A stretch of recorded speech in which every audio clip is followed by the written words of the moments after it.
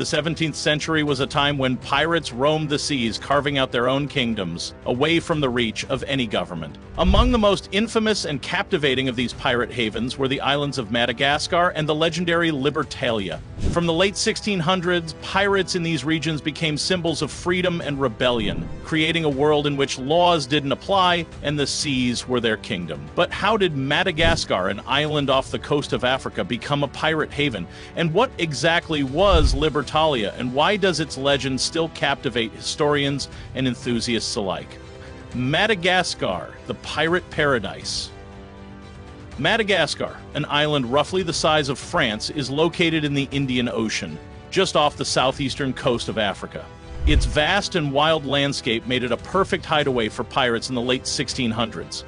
Pirates, seeking to escape the law and establish their own way of life, found Madagascar to be an ideal spot for their secretive operations. The island was isolated with dense forests and natural harbors, making it perfect for launching surprise attacks on merchant ships traveling between Europe, Africa, and Asia. During this time, pirates were not just thieves, they were entrepreneurs. They attacked the treasure-laden ships from across the globe, including those from the Spanish, Portuguese, and Dutch empires. The pirates that frequented Madagascar were some of the most feared in the world. Some of the most notable pirates associated with the island include Captain Kidd, Henry Every, and the infamous pirate crew led by William Captain Kidd, who left a legacy on the island's rugged shores, the pirate haven of Libertalia. One of the most fascinating aspects of Madagascar's pirate history is the legend of Libertalia. According to some historical accounts, Libertalia was a utopian pirate republic founded by the notorious pirate captain Francois Loloni, or perhaps by a pirate named Misson. Located in the northern part of Madagascar, Libertalia was said to be a place where pirates could live free from the tyranny of European empires and create their own society based on principles of liberty, equality, and fraternity. The legend of Libertalia grew from the idea that pirates wanted to escape the rigid social structures of Europe. They were often former slaves, indentured servants, or oppressed members of society. In this imagined republic, there was no monarchy, no oppressive class systems, and no law but the rule of pirates themselves. The pirates who founded Libertalia were purported to have made a pact, swearing to uphold equality and freedom for all men, regardless of their race, background, or nationality. However, historians debate whether Libertalia was ever a real place or just a myth created by later writers romanticizing piracy. The story of Libertalia was first published in the book The Pirate's Own Book, 1837, and it was popularized further in the 19th century. Despite this, there is no concrete evidence that such a place ever existed, and it may very well have been the result of pirate legends mixed with the hopes of escaping oppressive social structures. The role of the pirate republics. Pirates who roamed Madagascar were often part of larger, more organized pirate republics that functioned much like self-governing states. These pirate republics allowed pirates to operate without interference from European authorities, creating a more egalitarian and opportunistic society. Pirates had their own rules, a form of justice, and even elected leaders. These pirate republics were viewed by many as a form of rebellion against the established empires of the day. The pirate republics that sprung up on Madagascar weren't just a temporary base for pillaging ships. They were seen by the pirates as a chance to build something lasting. These republics became a symbol of freedom for many who had been oppressed under colonial rule.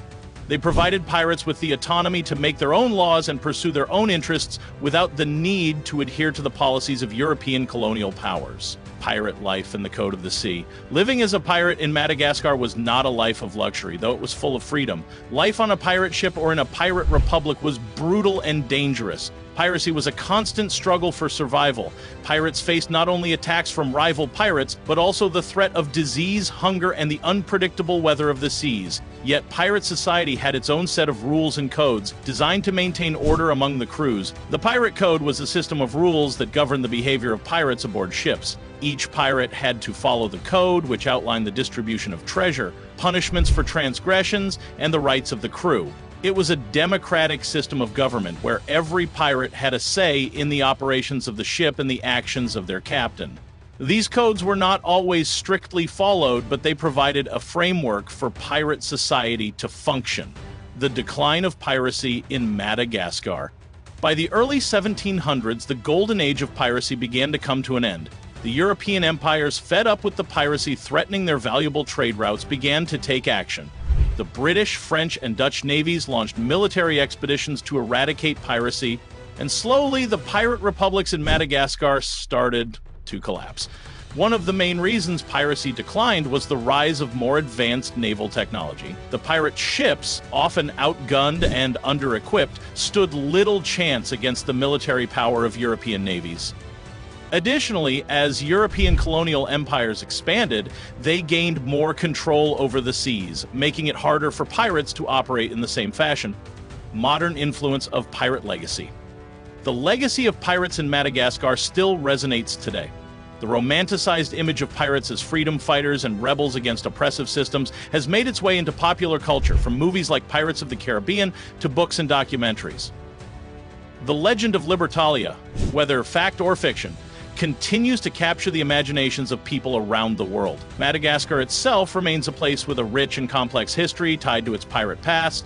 The island's role in the history of piracy is often celebrated in local folklore and has become a part of the island's identity. In fact, modern tourism on Madagascar sometimes centers around pirate lore, with visitors taking tours to see the famous pirate caves, old forts, and even the rumored locations of Libertalia. The pirates of Madagascar in popular culture. As we look at how pirates have been depicted in modern media, it's clear that their legacy lives on. Films, television shows, and literature have turned pirates into romanticized figures, blending historical facts with legends like that of Libertalia. Pirates are often portrayed as misunderstood heroes who stand against tyranny and fight for freedom, a theme that is especially prevalent in the pirate cultures surrounding Madagascar. From the infamous Pirates of the Caribbean films to modern-day pirate-inspired themes in popular media, the story of pirates has evolved. However, the tales of Libertalia and the Pirates of Madagascar remain a foundational part of how we perceive the romanticized figure of the pirate. They represent the rebellious spirit and the desire for freedom that many still admire today. The story of the Pirates of Madagascar and Libertalia remains a symbol of the tension between law and freedom, rebellion and order, and myth and reality. These pirates carved out their own lives in defiance of the colonial powers, seeking independence and autonomy in an unforgiving world. Today, their legacy serves as a reminder of the complexity of human freedom and the lengths to which people will go to carve out a life on their own terms. Whether in the history books or in the stories we continue to tell, the Pirates of Madagascar will remain an integral part of the legend of the high seas.